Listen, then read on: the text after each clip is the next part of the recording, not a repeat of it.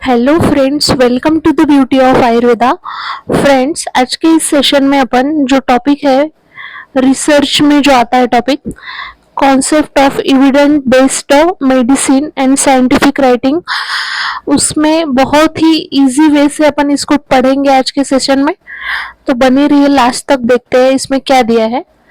तो सबसे पहले ईबीएम सभी को पता है, एविडेंस बेस्ड मेडिसिन जो रहती है उसको अपन बोलते हैं ईबीएम। तो इसको अपन एक एक डिकोड करने की कोशिश करते हैं। सबसे पहले डेफिनेशन पूछी जाती है इसकी। तो डेफिनेशन में आपको याद रखना है, एविडेंस जो है, ई फॉर एविडेंस, तो उसका मतलब रहता है पुरावा। बेस्ड मतलब उसका जो बेस है, मतलब जो भी आधार है, और मेडिसिन मतलब जो भी औषध है उसको बोलेंगे ईबीएम। मतलब इसको अगर अपन समझे, मतलब कोई भी मेडिसिन है उसको वो जो पुरावा रहता है, एविडेंस रहता है, उसका क्या आधार है उसको आप डिकोड करेंगे इसमें। ठीक है, तो सबसे पहले देखिए डेफिनेशन यहाँ पे क्या दी है। EBM is defined as a integration of best research evidences with clinical expertise and patient value to make the best clinical decision।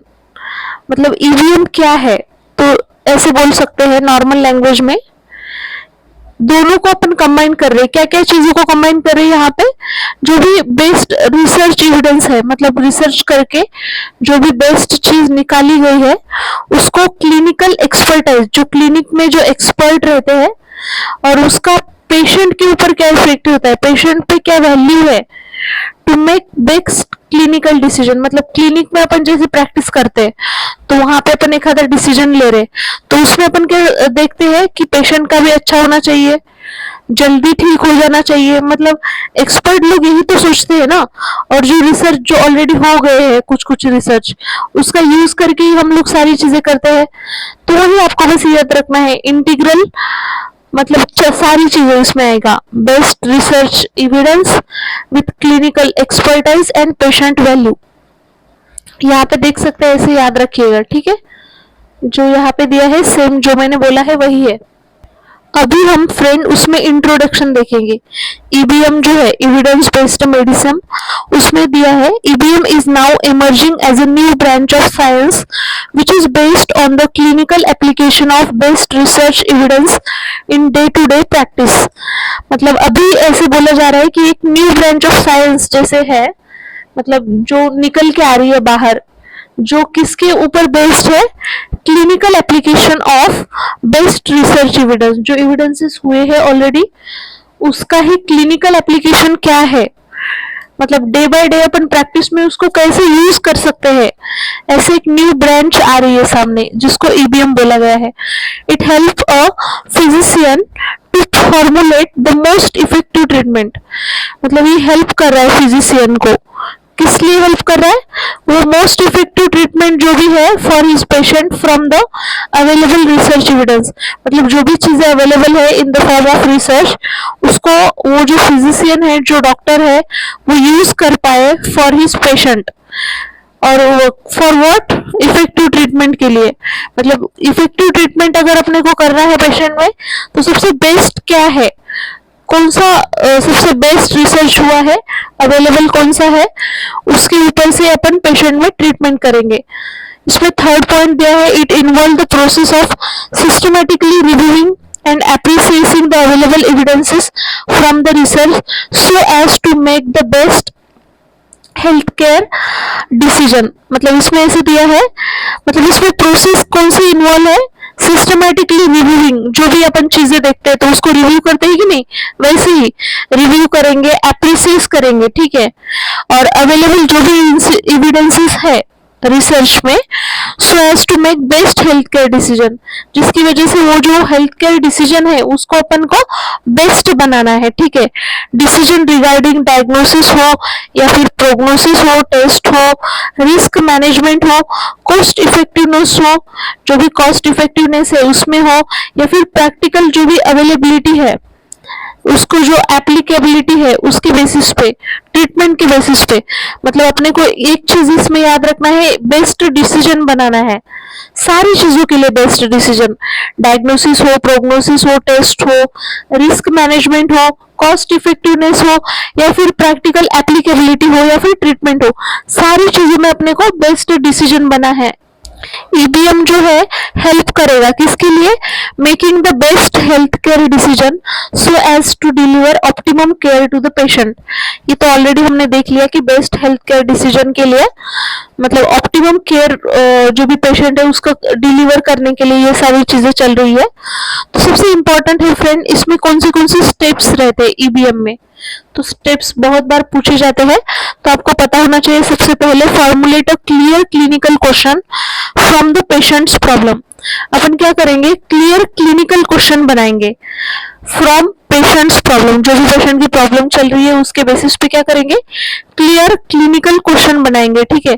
Search for the evidence relevant to the problem, मतलब evidences देखेंगे अपन, search करेंगे जो problem के relevant हो, मतलब उसको problem solve करने के लिए जो एविडेंस लगेगा उसको अपन सर्च करेंगे। उसके बाद नेक्स्ट है, उसके बाद जो नेक्स्ट है फ्रेंड उसमें दिया है थर्ड स्टेप में, evaluate the evidence for its validity and usefulness.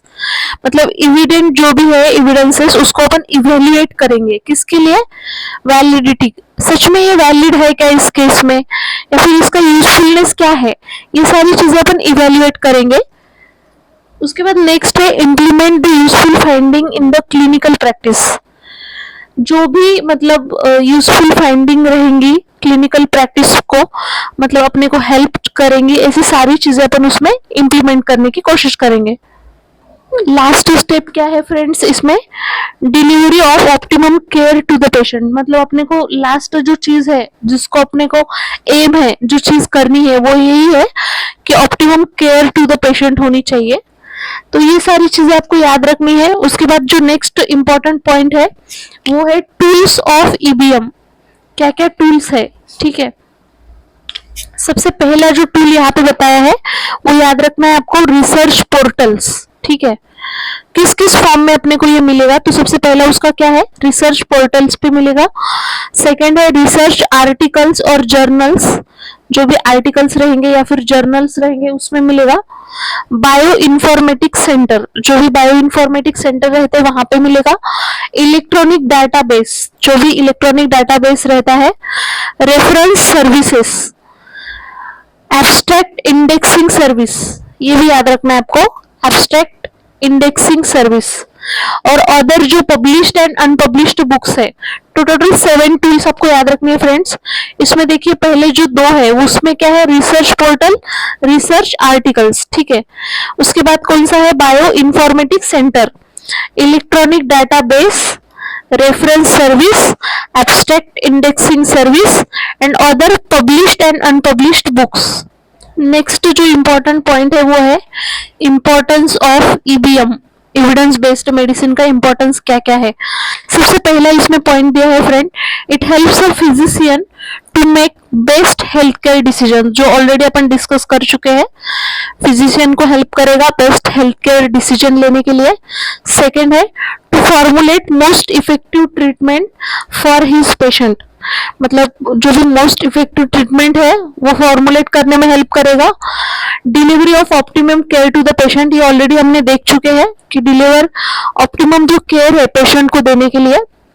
Next है time and energy saving for the doctor, मतलब इतना इजी कर रहा है ना सारी चीजें, तो टाइम भी सेव हो रहा है, एनर्जी भी सेव हो रही है। उसके बाद जो नेक्स्ट पॉइंट है, improve knowledge and keeps it updated, एक तो नॉलेज भी बढ़ा रहा है और अपडेटेड भी है ना, सारी चीजें उसमें न्यू भी ऐड हो रही है। और नेक्स्ट पॉइंट है for the global acceptance of Ayurveda, EBM is required to be adopted at its very every level of health care practice, right from the diagnosis to the therapeutic decision making. मतलब पूरे अभी world ने भी accept करना चाहिए आयुर्वेदा को, इस वजह से भी ईबीएम हेल्पफुल है, रिक्वायर्ड है। मतलब जब से हेल्थ केयर प्रैक्टिस में डायग्नोसिस से लेके जो डिसीजन मेकिंग है, थेरापेटिक लेवल पे जो डिसीजन मेकिंग है, वहां तक हम इसका यूज कर सकते हैं। ये सारी चीजें अपने को किससे, ईवीएम से, मतलब ये इम्पोर्टेंट है कि ईवीएम से अपने हेल्प हो रही है सारी चीजें।